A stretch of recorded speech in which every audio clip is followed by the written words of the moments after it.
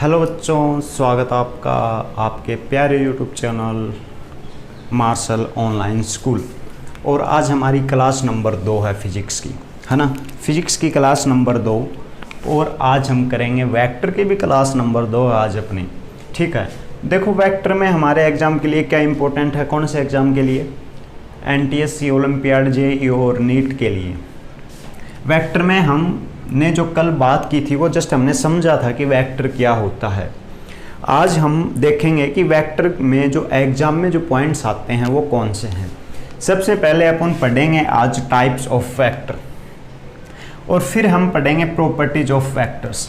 Types of vector में हम पढ़ेंगे कि वेक्टर कितने टाइप के होते हैं, जैसे कि null vector, opposite vector, like vector, unlike vector, है ना। बहुत से पार्ट्स अपन पढ़ेंगे। फिर पढ़ेंगे प्रॉपर्टीज ऑफ वेक्टर्स, यानी वेक्टर्स किस तरह से बिहेव करते हैं। मतलब हम वेक्टर की कहने का मतलब है कुछ चीज़ें, जैसे कि फॉर एग्जांपल आप अब 9th या 10th क्लास में हो गए और आपके घर वाले कहेंगे बेटा उस लड़के के साथ मत बैठना, उस लड़के के साथ मत बैठना, अगर मैंने उस लड़के के साथ देख लिया तो तुम्हारी खैर नहीं, है ना। क्यों? बिकॉज उस लड़के ने अपनी एक प्रॉपर्टी, अपना एक करेक्टर डिसाइड कर रखा है आपके घर वालों के सामने, आपके सामने नहीं, क्योंकि आप तो बैठोगे, है ना। यानी हम पढ़ेंगे एक प्रकार से करेक्टर, वेक्टर किस तरह से बिहेव करते हैं वो बात पढ़ेंगे। फिर पढ़ेंगे अपन एंगल बिटवीन टू वेक्टर्स, कि वेक्टर्स के बीच में एंगल कैसे डिसाइड किए जाते हैं। नॉर्मली जो अपन एंगल्स देखते हैं वैसे जो एंगल्स होते हैं वो वेक्टर में अपन नहीं डाल सकते, या फिर वेक्टर में अपन नहीं डिजाइन कर सकते। मतलब एक प्रकार से अपन कह सकते हैं वेक्टर के बीच एंगल कैसे डिसाइड किया जाता है वो चीज़ हम पढ़ेंगे। और फिर पढ़ेंगे मैथमेटिकल ऑपरेशंस ऑन वेक्टर, और फिर वेक्टर्स का ऑपरेशन करेंगे। ठीक है, वेक्टर का ऑपरेशन कैसे देखेंगे कि वेक्टर कैसे ऐड होते हैं, कैसे सब्ट्रैक्ट होते हैं, कैसे मल्टीप्लाई होते हैं, कैसे डिवाइड होते हैं। ये सारी बातें अपन वेक्टर्स की करेंगे। समझ में आया? तो सबसे पहले पढ़ते हैं अपन प्रॉपर्टीज ऑफ वेक्टर्स। वेक्टर्स की कुछ प्रॉपर्टीज पढ़ेंगे सबसे पहले, है ना। कहोगे सर टाइप्स ऑफ वेक्टर क्यों नहीं पढ़ रहे, पहले ये पढ़ेंगे, उसके बाद आपको ये चीज़ समझ में आ जाएगी बड़ी आसानी से। सबसे पहले पॉइंट अपना आप हेडिंग डाल सकते हैं, बाकी आपको PDF भी मिल जाएगी। क्या? Properties of vectors. Properties of vectors. अगर आपको क्लास अच्छी लग रही हो तो मार्शल ऑनलाइन स्कूल को सब्सक्राइब कीजिएगा, लाइक कीजिएगा, शेयर कीजिएगा और बेल आइकन को प्रेस कीजिएगा ताकि आपको वीडियोज मिलती रहें। तो प्रॉपर्टीज ऑफ वेक्टर में सबसे पहले जो वेक्टर की प्रॉपर्टी है वो है कि वेक्टर को अगर आप बदलना चाहते हो, समझ में आया? अगर आप वेक्टर को बदलना चाहते हो या फिर आप वेक्टर को बदलना नहीं चाहते तो आप किस तरह से बदल सकते हैं और किस तरह से नहीं बदल सकते। अरे सर बड़ी कॉम्प्लिकेटेड बात कर रहे हो, सीधा सीधा बात क्यों नहीं बता देते। चलो सीधा सीधा बताता हूँ। जैसे कि फॉर एग्जांपल आपके पास वेक्टर है ये, इसकी लंबाई है 5 मीटर और इसकी जो डायरेक्शन है वो है A से लेकर के B की तरफ, A से लेकर के B की तरफ, है ना। बड़ा अच्छा दिखाई दे रहा है, A से लेकर के B की तरफ। अगर मैं इस वेक्टर को मैं चाहता हूँ कि वेक्टर बदले नहीं, तो दोस्तों एक बात हमेशा ध्यान में रखना कि इसी वेक्टर को अगर मैं इसके पैरेलल में, या फिर कहने मतलब ये जैसे है, अगर मैंने इस वेक्टर को यहाँ पे रख दिया A से B और 5 मीटर, समझ में आया? वेक्टर को आप 2 तरीके से चेंज कर सकते हो। ये वेक्टर चेंज नहीं हुआ क्योंकि 5 मीटर ही लंबाई है और डायरेक्शन भी ये ही है। आप चाहते हो ये वेक्टर चेंज हो जाएं तो आप इसे 2 तरीके से चेंज कर सकते हो, है ना। If you want the vector, इस वेक्टर में अगर आप चेंज चाहते हो, अगर मैं नॉर्मली बात करूं तो आप 2 तरीके से चेंज कर सकते हो। पहले तो आपने इसे छोटा कर दिया, 3 मीटर कर दिया, लेकिन डायरेक्शन चेंज नहीं की। ये दोनों वेक्टर्स बराबर नहीं हैं। क्यों नहीं है? डायरेक्शन तो सेम है, डायरेक्शन सेम है लेकिन मैग्नीट्यूड अलग अलग है। ये 5 मीटर का है, ये 3 मीटर का है। समझ में आया? अब मैं AB वेक्टर को, ये ही वेक्टर को मैंने ऐसे कर दिया, ये A और ये B, और मैंने 5 मीटर ही रखा। ये वेक्टर और ये वेक्टर बराबर नहीं है। क्यों नहीं है? क्योंकि इस बार मैंने मैग्नीट्यूड तो सेम रखा है 5 मीटर, 5 मीटर यानी लंबाई मैंने सेम रखी है, लेकिन मैंने डायरेक्शन चेंज कर दी, डायरेक्शन चेंज कर दी, ये इस तरफ कर दिया और ये था इस तरफ। यानी वेक्टर को अगर आप चेंज करना चाहते हो तो आप दो तरीक़ों से चेंज कर सकते हो।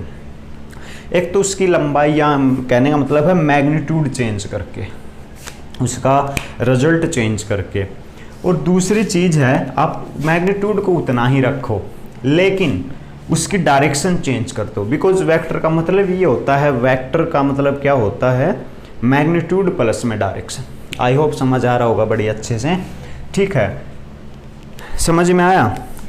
चलो, यानी वेक्टर की पहली प्रॉपर्टी है ये कि वेक्टर को अगर आप समान रखना चाहते हैं यानी सेम रखना चाहते हो तो उसके पैरेलल ही दूसरा वेक्टर उसी साइज का उसी डायरेक्शन में रख दो, वेक्टर सेम रहेगा। चलो एक एग्जाम्पल करते हैं, तब आपको समझ में आ जाएगा, तब आपको समझ में आ जाएगा। एक आपके एग्जाम में आया हुआ एक एग्जाम्पल करते हैं, लेकिन और हाँ, आपको ये जैसे वेक्टर कंप्लीट होगा, वेक्टर कंप्लीट होने के नेक्स्ट बाद आपको एग्जाम में आए हुए सारे क्वेश्चंस करवाए जाएंगे, तो नो टेंशन रहिएगा, बिल्कुल भी टेंशन ना लीजिएगा। जैसे कि मैं कहूँ आपके पास एक वेक्टर है एस पी और ये वेक्टर है 8 मीटर। क्वेश्चन है ये आपके पास, मैंने एक क्वेश्चन में वेक्टर दे दिया एस पी जिसकी डायरेक्शन है एस से पी और इसकी मैग्नीट्यूड है 8 मीटर। तो मैंने आपको ऑप्शन दे दिया, बताइए इसके इक्वल कौन सा वेक्टर है।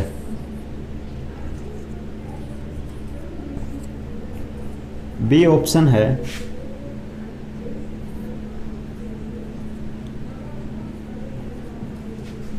सी ऑप्शन है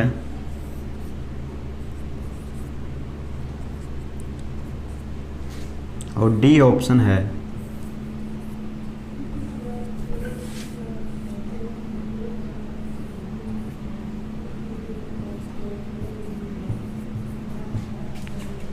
देखो ये चार ऑप्शन दे रखा है, क्वेश्चन है आपका कि बताओ इन चारों में से इस वेक्टर के बराबर कौन सा वेक्टर है, इस वेक्टर के इक्वल कौन सा वेक्टर है।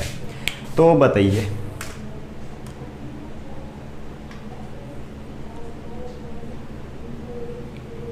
बताइए जल्दी से कौन सा वेक्टर है। तो देखो इस वेक्टर के बराबर अगर आप दूसरा वेक्टर देखना चाहते हो तो आपके दिमाग में दो चीज़ें होनी चाहिए, डायरेक्शन भी यही होनी चाहिए और मैग्नीट्यूड भी 8 मीटर ही होना चाहिए। कहने का मतलब है इसी दिशा में वो वेक्टर होना चाहिए, यानी डायरेक्शन भी यही होनी चाहिए और मैग्नीट्यूड भी यही होना चाहिए, तभी जाके इस वेक्टर के इक्वल दूसरा वेक्टर अपन ला सकते हैं। ये है 8 मीटर का, बिल्कुल भाई, लेकिन ये जा रहा है इधर, डायरेक्शन इसकी डायरेक्शन ये है, इसकी डायरेक्शन ये है, यानी ये अपना ऑप्शन गलत हो गया। समझ में आया। दूसरे ऑप्शन की बात करें 8 मीटर का ही है, मैग्नीट्यूड तो सेम है, लेकिन इसकी डायरेक्शन तो इधर है और इसकी डायरेक्शन ऊपर की तरफ है, यानी गलत हो गया। तीसरी मैं बात करूं, डायरेक्शन इसके जैसे ही है लेकिन मैग्नीट्यूड अलग है, यानी ये गलत हो गया। और लास्ट ऑप्शन है अपना डी ऑप्शन, डायरेक्शन भी यही है और मैग्नीट्यूड भी यही है, यानी ये ऑप्शन सही हो गया। यानी आपको एक वेक्टर के समान, यानी एक वेक्टर के सेम दूसरा वेक्टर ड्रॉ करना है तो आपको उसी डायरेक्शन में और उसी लंबाई का यानी उसी मैग्नीट्यूड का वेक्टर ड्रॉ करना होगा। समझ में आया पक्का। चलो अब अपन पढ़ते हैं टाइप्स ऑफ वेक्टर। अगर ये नोट नहीं किया है तो आप नोट कर लीजिए, फिर अपन पढ़ेंगे टाइप्स ऑफ वेक्टर। देखो कल की क्लास में भी हमने कुछ वेक्टर्स के टाइप पढ़े थे, पोलर और एक्सियल।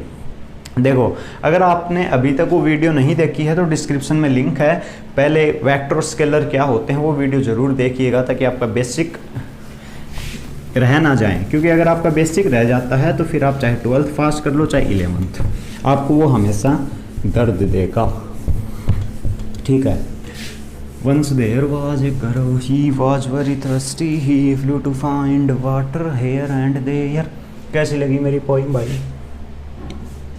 अरे सर ये पोइम नहीं है, ये एक स्टोरी है। आपको यही नहीं पता इतने बड़े हो गए कि पोइम क्या होती है, स्टोरी क्या होती है, और आप हमें फिजिक्स पढ़ाने चले आए हो। चलो अपन देखते हैं अपन टाइप्स ऑफ वेक्टर। देखो पोलर और एक्सियल हमने पढ़े थे। टाइप्स ऑफ वेक्टर्स पढ़ते हैं, सबसे पहले अपन देखते हैं equal vector. Equal vectors, equal vectors नाम से ही पता चल गया होगा, दो वेक्टर इक्वल तभी होंगे, वो पिछली वाली बात मैं रिपीट करूंगा। दो वेक्टर इक्वल वेक्टर तभी कहलाते हैं तब, ये मान लो आपके पास दो वेक्टर हैं ए बी और ये 5 मीटर, डायरेक्शन ए से बी इधर और मैग्नीट्यूड 5 मीटर। अगर इसके इक्वल वेक्टर मुझे दूसरा वेक्टर ड्रॉ करना, मतलब इसके इक्वल, इसके ही बराबर, तो मैं उसकी लंबाई और उसकी डायरेक्शन दोनों इसके ही बराबर रखूंगा। समझ में आया? ये दोनों वेक्टर इक्वल वेक्टर हो जाएंगे। इक्वल वेक्टर तभी होंगे दोनों की डायरेक्शन भी सेम हो और दोनों की लंबाई यानी मैग्नीट्यूड भी सेम हो। समझ में आया? पक्का, कंफर्म। चलो ये हो गए इक्वल वेक्टर, नोट कर लो अगर आपने इसे नोट नहीं किया है तो। नेक्स्ट अपन बात करते हैं क्या, नल वेक्टर और जीरो वेक्टर। लिखो, हेडिंग डालो जल्दी से, नल वेक्टर और जीरो वेक्टर। अब देखो नल वेक्टर क्या होता है, नाम से ही पता चल रहा होगा।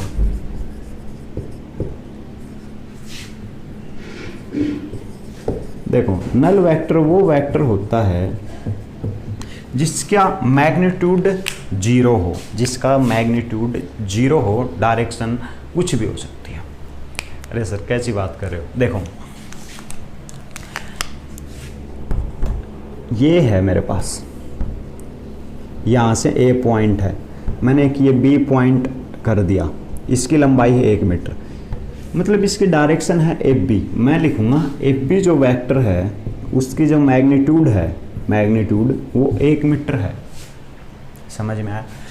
लेकिन जीरो वेक्टर का मतलब क्या होता है इसे भूल जाओ, ये तो मैंने एक एग्जांपल दिया है। जीरो वेक्टर का मतलब वो होता है कि उस वेक्टर की कुछ ना कुछ तो डायरेक्शन है लेकिन उसकी लंबाई यानी उसका मैग्नीट्यूड जीरो है। जीरो वेक्टर को अपन ऐसे डिनोट करते हैं, जीरो वेक्टर को अपन ऐसे डिनोट करते हैं। ठीक है, पक्का, कंफर्म? चलो समझ में आया? अब देखो इसकी डेफिनेशन लिखवा देता हूं, आप कंफ्यूज मत होना। विच वेक्टर हैज जीरो मैग्नीट्यूड, यानी जिसका मैग्नीट्यूड जीरो हो, एंड इनडिटरमिनेंट, या फिर आप कह सकते हो अनसर्टेन डायरेक्शन, यानी बिना मतलब डायरेक्शन का उसका कुछ पता नहीं होता, किधर भी हो सकती है। समझ में आया? पक्का। चलो अब अपन नेक्स्ट बात करते हैं तीसरे नंबर टाइप की, यूनिट वेक्टर। जीरो वेक्टर समझे? पक्का, कंफर्म। अब यूनिट वेक्टर पढ़ते हैं, सेकंड टाइप की चीज़ पढ़ते हैं, सेकंड टाइप की चीज़ पढ़ते हैं यूनिट वेक्टर। यार बार बार मुझे कैमरा देखना पड़ता है ताकि बोर्ड आपको पूरा दिखाई दे रहा या नहीं दे रहा।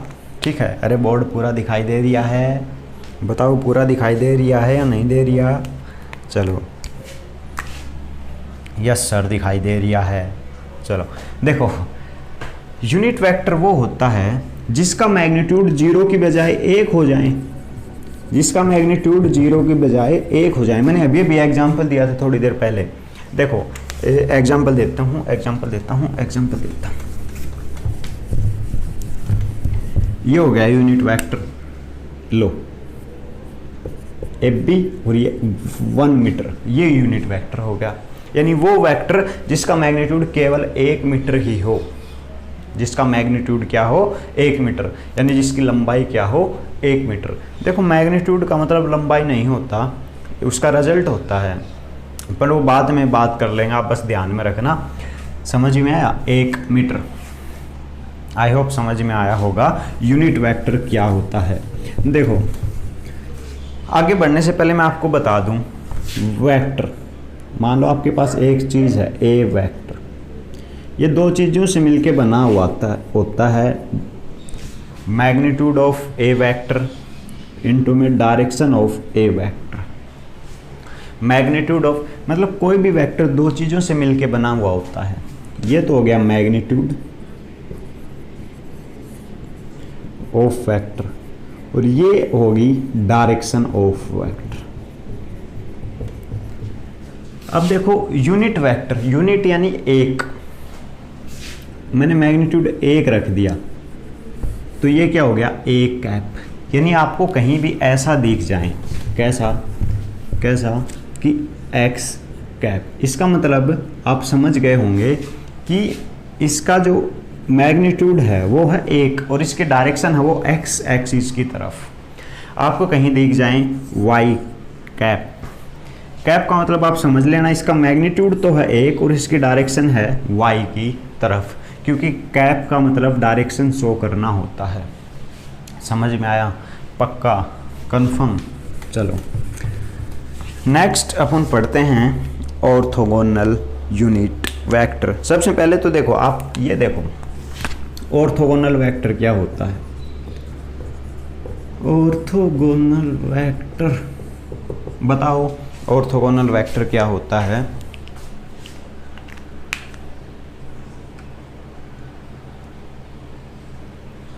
ऑर्थोगोनल वेक्टर क्या होता है? देखो जो वेक्टर अपने बीच 90 डिग्री का एंगल रखते हो, जैसे कि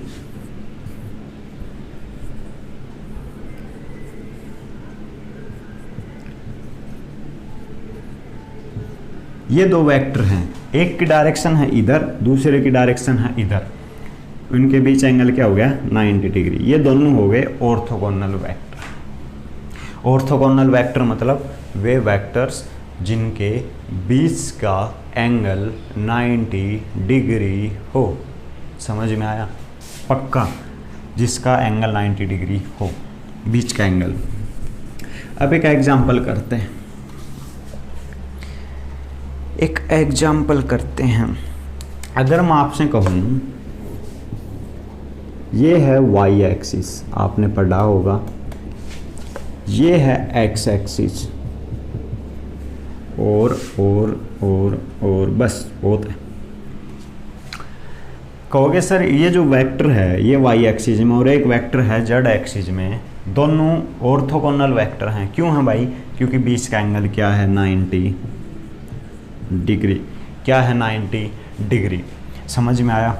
अब मैं यहाँ पे एक चीज़ जोड़ दूँ, ऑर्थोगोनल यूनिट वेक्टर।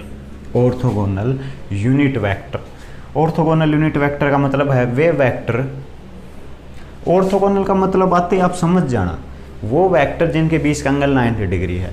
ऑर्थोगोनल समझ गए? अब मैंने दे दिया यूनिट, यानी वो वेक्टर जिनके बीच का एंगल 90 डिग्री तो है, साथ में उसका मैग्नीट्यूड क्या है, यूनिट यानी 1 मीटर। समझ में आया? पक्का? चलो नेक्स्ट आपके सामने है,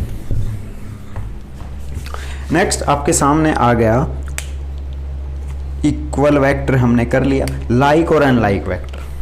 लाइक और अनलाइक वेक्टर सबसे पहले पढ़ते हैं लाइक वेक्टर। देखो लाइक का मतलब क्या होता है, वो पसंद वाला लाइक नहीं कि आई लाइक यू, है ना, वो लाइक नहीं। लाइक का मतलब होता तरह। जैसे कि फॉर एग्जांपल मैं कह दूं यार आपकी जो शक्ल है ना उसकी तरह है, मतलब उसकी तरह है वैसी नहीं है।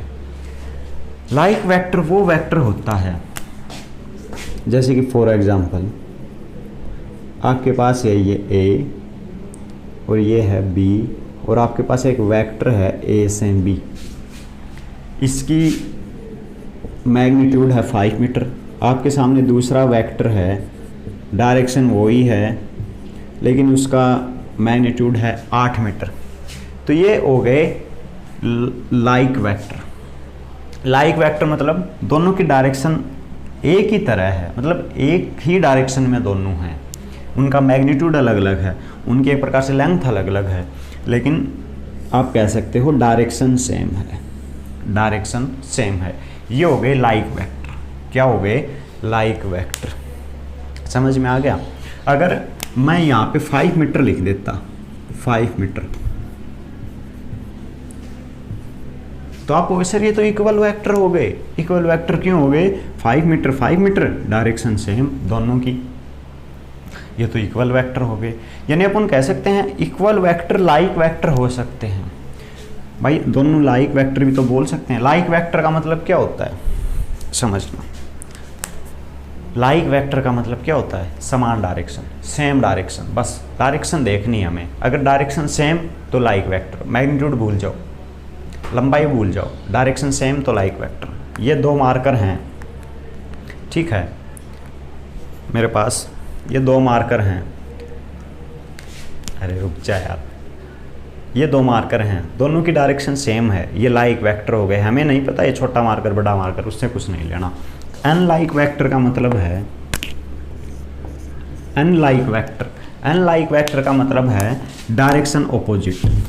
यानी अगर ये इस डायरेक्शन में जा रहा है, अगर मैं आपसे कह दूं एफ बी के अनलाइक वेक्टर खींचो, एफ बी जो वेक्टर है उसका अनलाइक वेक्टर बनाओ, तो अनलाइक वेक्टर मतलब इस डायरेक्शन में हमें कोई वेक्टर खींचना है, ये हो गया अनलाइक वेक्टर। समझ में आया? लाइक मतलब सेम डायरेक्शन, अनलाइक मतलब ऑपोजिट डायरेक्शन, ये हो गया अनलाइक वेक्टर। समझ में आया? Like vector, unlike vector, zero vector या फिर नल वेक्टर और equal vector, orthogonal vector, unit vector, ठीक है। अब देखो कंफ्यूजिंग पार्ट मैं बताता हूं आपको।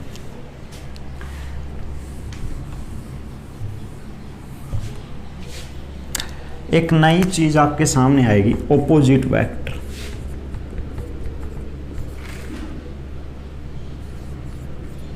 ऑपोजिट वेक्टर हो गए सर, ये क्या चीज आ गई? Opposite vector. ऑपोजिट वेक्टर का मतलब है कि मान लो आपके पास ये हो गया 5 मीटर और एफ बी, इसके ऑपोजिट वेक्टर बनाना है तो उसका मैग्नीट्यूड भी 5 मीटर होना चाहिए, लेकिन इसके ऑपोजिट होना चाहिए। जैसे कि मैं आपको एक एग्जांपल दूं, समझना, एक एग्जांपल देता हूं, ठीक है, एग्जाम में आया हुआ। चलो मतलब बिल्कुल सिंपल सा है यार। आपके पास एक है P और आपके पास एक है Q, ये है 8 मीटर। मैं कहूँ इसके ऑपोजिट वेक्टर बताइए, तो ऑपोजिट वेक्टर का मतलब है, सबसे पहले मैं बात करता हूँ इसके ऑपोजिट वेक्टर बताइए। चलो ऑपोजिट की नहीं करेंगे, सारी चीज़ें समझाता हूँ। मैं कहूँ इससे इक्वल वेक्टर बताइए, इसके इक्वल वेक्टर। तो इक्वल वेक्टर मतलब मुझे इसी डायरेक्शन में और इसी लंबाई का यानी इसी मैग्नीट्यूड का एक वेक्टर बनाना होगा, तब ये दोनों इक्वल वेक्टर बन जाएंगे। यानी मैंने इसके इक्वल एक और वेक्टर बना दिया। अब मैं कहूँ ऑपोजिट वेक्टर। ऑपोजिट वेक्टर का मतलब है सेम लंबाई का लेकिन डायरेक्शन ऑपोजिट हो जाएगी।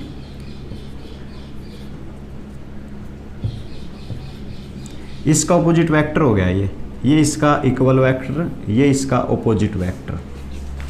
समझ में आया? मुझे इसका इक्वल वेक्टर बनाना था, मैंने बना दिया। मुझे इसका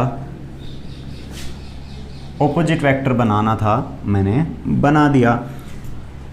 अगर मैं बात करूं लाइक वेक्टर, मुझे इसके लाइक वेक्टर बनाना है। लाइक मतलब इसी डायरेक्शन में बनाना है, मुझे लंबाई से कोई फर्क नहीं पड़ता, 5 मीटर या 9 मीटर कुछ भी मान लो, यानी डायरेक्शन सेम होनी चाहिए। इसके लाइक वेक्टर का मतलब इसी डायरेक्शन में कोई वेक्टर हो। एन लाइक वेक्टर मतलब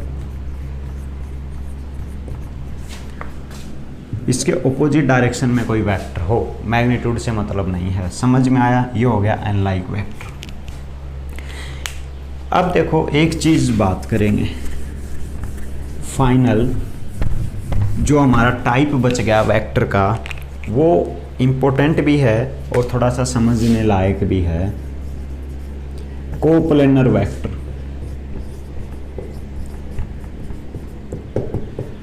समझ में आया होगा? कोप्लेनर, यानी एक ही प्लेन में हो, यानी एक ही सरफेस पे हो। जैसे कि मैं आपको बात करूं, मेरे पास ये दो वेक्टर हैं, एक वेक्टर ये हो गया, है ना, ऐसे, और दूसरा वेक्टर ये हो गया ऐसे। ये दोनों वेक्टर कोप्लेनर वेक्टर हैं। ये दोनों वेक्टर कोप्लेनर वेक्टर क्यों है? क्योंकि ये एक ही प्लेन में है, बोर्ड पर ही हैं, ये एक ही प्लेन में है। ये हो गए कोप्लेनर वेक्टर। ये, या फिर आप ऐसे कर दो, या फिर आप ऐसे, या फिर आप ऐसे, या फिर ऐसे, समझ में आया? यानी कैसे भी वेक्टर आप ड्रॉ कर सकते हो, लेकिन प्लेन एक ही है इस बोर्ड पर। लेकिन मैं कह दूं एक वेक्टर तो ऐसे बनाओ और दूसरा वेक्टर ऐसे बनाओ। ये जो हैं, सॉरी, ये जो हैं ये हैं नॉन कोप्लेनर। ये एक प्लेन पे थोड़ी हैं, एक तो है बोर्ड से बाहर, एक है बोर्ड के ऊपर। कोप्लेनर वेक्टर मतलब एक ही प्लेन पे, एक ही सरफेस पे। समझ में आया? ये होता है कोप्लेनर वेक्टर। आई होप आप ये सब नोट कर रहे होंगे, कहीं आपका कोई भी पार्ट छूट ना जाए, दिक्कत हो जाएगी। ठीक है, आई होप आपको वेक्टर समझ में आ गए होंगे, टाइप्स ऑफ वेक्टर आपको समझ में आया होगा। अब देखते हैं एंगल बिटवीन टू वेक्टर्स। दोस्तों ये पार्ट थोड़ा से अच्छे से समझना। एंगल बिटवीन टू वेक्टर्स,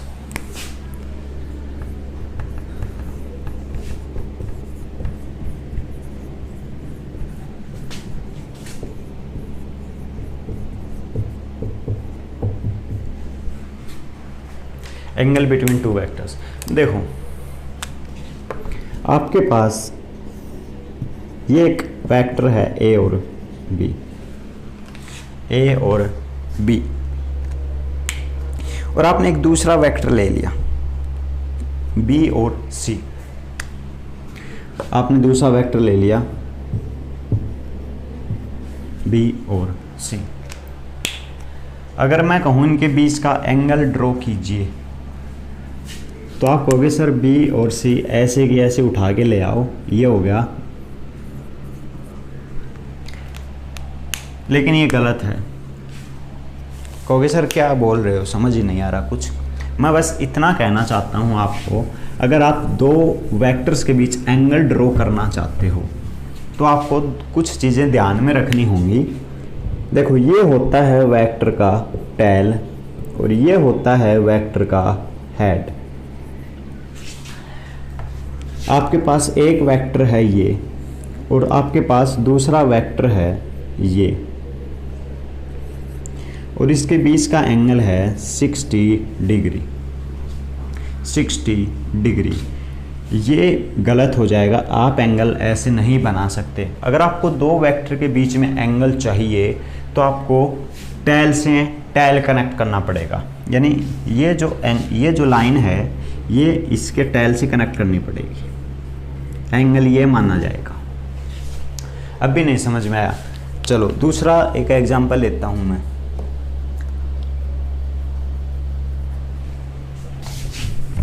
दूसरा एक एग्जांपल लेता हूं। एग्जांपल है ये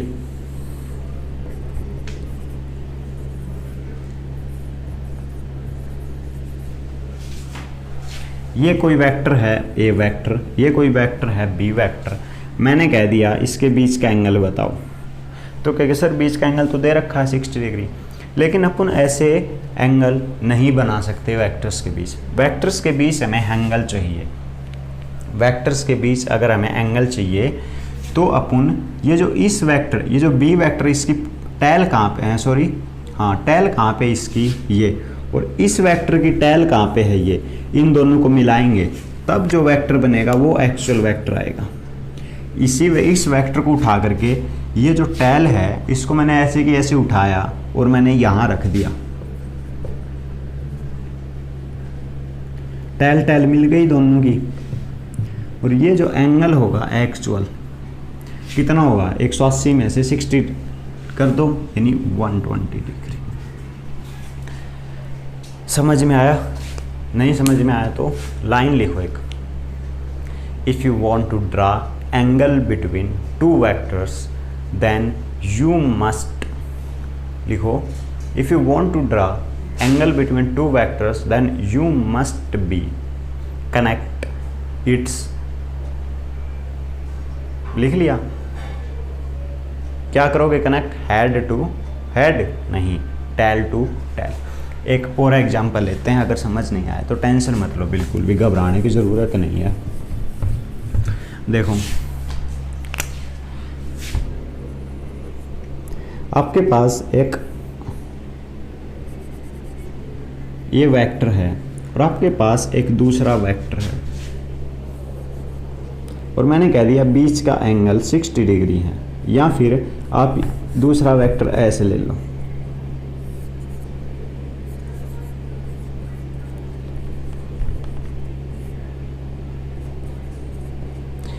तो ये वेक्टर है आपके पास ए वेक्टर, ये दूसरा वेक्टर भी, यानी यहाँ से यहाँ तक एक अलग वेक्टर है, ये डायरेक्शन चेंज हो गई, ये अलग वेक्टर है। अब आप मुझे एक बात बताओ, ए वेक्टर तो ऐसा है, ये ए वेक्टर की टैल हो गई, और ये वेक्टर का सॉरी ये वेक्टर की हेड हो गया, और ये टैल हो गई उसकी पूंछ। आपको दोनों की पूंछ से पूंछ मिलानी है, तो आप ए वेक्टर ऐसे करो और इसको ऐसे की ऐसे उठा के, ऐसे की ऐसे क्यों उठाना है? क्योंकि हमने इसको थोड़ा सा भी चेंज कर दिया ना, पूरा वेक्टर चेंज हो जाएगा। क्योंकि वेक्टर का मतलब ये होता है डायरेक्शन चेंज होती है, वेक्टर भी चेंज हो जाएगा, मैंने बताया था। और ऐसे की ऐसे यहाँ पे रख दो, और बीच का एंगल कितना होगा भाई? ये 130 था, तो 180 में से 130 50 डिग्री। आई होप समझ आया होगा आपको। आज की क्लास अच्छी रही होगी आपके लिए। कल अपन बात करेंगे मैथमेटिकल ऑपरेशन ऑफ वेक्टर्स, यानी वेक्टर कैसे ऐड होते हैं, कैसे सब्ट्रैक्ट होते हैं, कैसे मल्टीप्लाई होते हैं। तो प्लीज़ बने रहिए हमारे साथ Marshal online school. Thank you friends, have a nice day, love you all, जय हिंद, जय भारत। और जल्द ही आपको केमिस्ट्री की क्लासेज भी मिलेंगी और रीजनिंग की क्लासेज भी मिलेंगी, तो बने रहिए हमारे साथ।